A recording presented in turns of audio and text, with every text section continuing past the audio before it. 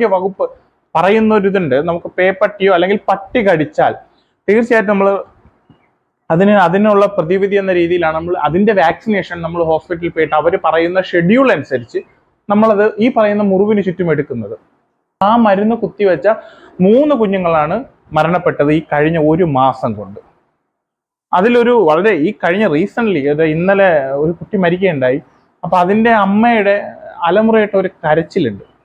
അത് സത്യം പറഞ്ഞാൽ ഉള്ളൊരല്പം അലിവുള്ള ഒരു മനുഷ്യൻ ആ വേദന കണ്ടു നിൽക്കില്ല. അമ്മാതിരി ഭയങ്കര ഒരു കാരണം 10 മാസം ആ അമ്മയ്ക്കറിയാം ആ മകളെ എത്രമാത്രം വേദന സഹിച്ചാണ് വയറിൽ കൊണ്ട് നടന്നെന്നും അവിടെ നിന്ന് അത് കുഞ്ഞ് കയ്യിലേക്ക് കിട്ടി അതിനെ വളർത്തി ഇതുവരെ എത്തിക്കാൻ ആ അമ്മയും അച്ഛനും പെട്ട ഒരു പാടുണ്ട്.